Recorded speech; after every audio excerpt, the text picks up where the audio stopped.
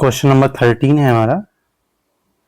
क्या कहा गया 13 क्वेश्चन में? देखिए 6.56 गुणे 10⁻³ ग्राम एथेन संयुक्त एक संतृप्त विलयन में एथेन का आंशिक दाब 1 बार है।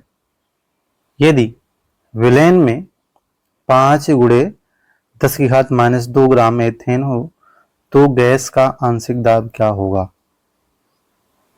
यहाँ पे क्या कहा गया है कि अगर विलयन में इतना एथेन है, कितना 6.56 गुणे 10⁻³ ग्राम एथेन हो तो उसका आंशिक दाब 1 बार है।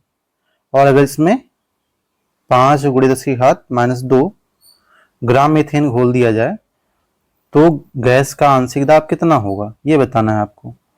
तो ये कैसे लगेगा आपको पता है। पहले जो डाटा दिया गया पहले उसको हम नोट कर लेते हैं। क्या कहा गया है कि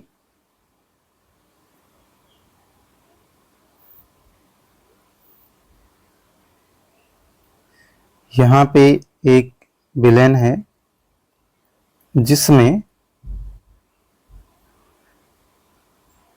कितना घोला गया है 6.56 गुणे 10⁻³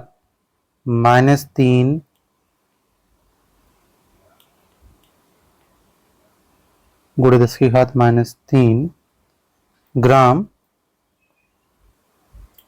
एथेन घोला गया है। तब इसका दाब कितना आता है? आंशिक दाब पी एथेन कितना आता है? 1 बार आता है।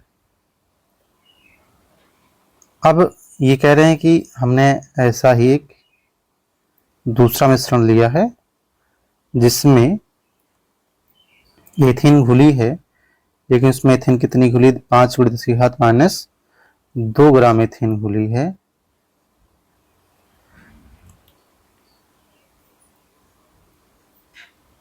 तब आपको बताना है कि इसका आंशिक दाब क्या होगा। ठीक है, तो ये हमारा क्वेश्चन कौन सा है? क्वेश्चन नंबर 13 है, यानी चैप्टर नंबर 1 का क्वेश्चन नंबर 13। क्वेश्चन बंद करते हैं, क्वेश्चन सॉल्व करते हैं। आप जानते हैं कि हेनरी नियम क्या होता है? बताया गया है जो स्थिर ताप हो,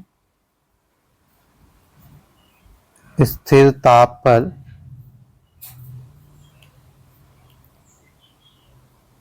ताप पर घुलित गैस की जो मात्रा होती है,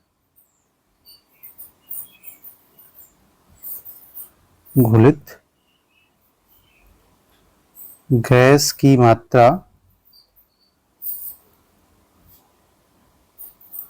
समानुपाती होता है किसके? गैस के आंशिक दाब के। गैस का आंशिक दाब के, ऐसा आपने पढ़ा है ना? ये जो मात्रा है वो समानुपाती होगा किसके? गैस के आंशिक दाब के। तो यहां पर 2 बार, एक पहला कंडीशन पहले ये है और ये बी कंडीशन है। तो ये में देखेंगे, अगर ये के हिसाब से समीकरण बनाए तो हम कह सकते हैं, क्या कह सकते हैं? 6.56 गुणे 10⁻³ समानुपाती का निशान लगाएं तो लिख सकते हैं 1 बार। और बी के हिसाब से कितना हो जाएगा? 5 गुणे 10⁻² समानुपाती पी। तो ये समीकरण फर्स्ट बन गया, ये समीकरण आपका सेकंड बन गया। अब ये दोनों समीकरण को आपस में डिवाइड करिए। ठीक है, समीकरण सेकंड को फर्स्ट से डिवाइड करिए तो क्या हो जाएगा?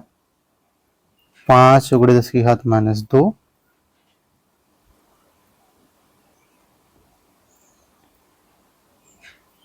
बटे में 6.56 गुणे 10⁻³ बटे में 1, तो यहां से p बराबर कैलकुलेट कर लीजिए, कितना आ जाएगा, p बराबर 5/6.56, 10 की घात -2 है, और ये 10 की घात -3 जो ऊपर जाएगा तो प्लस का 3 हो जाएगा, तो कितना हो जाएगा ये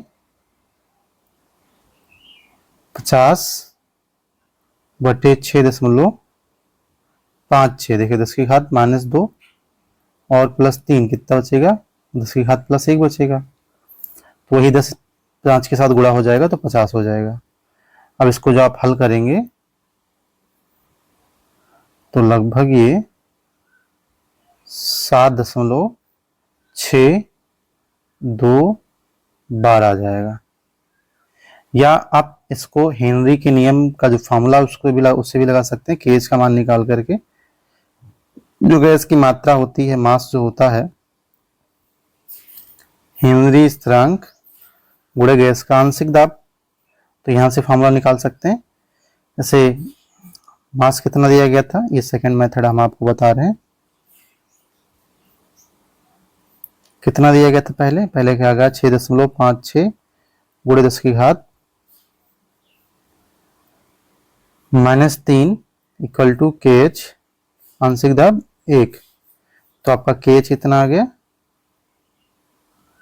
6.56 गुणे 10 की घात -3, ठीक है, ग्राम बार ये आपका आ गया। अब दोबारा फॉर्मूला लगाएंगे, m बराबर KH हेनरी स्थिरांक आंशिक दाब, तो P आंशिक दाब बराबर क्या हो जाएगा, द्रव्यमान बटे KH।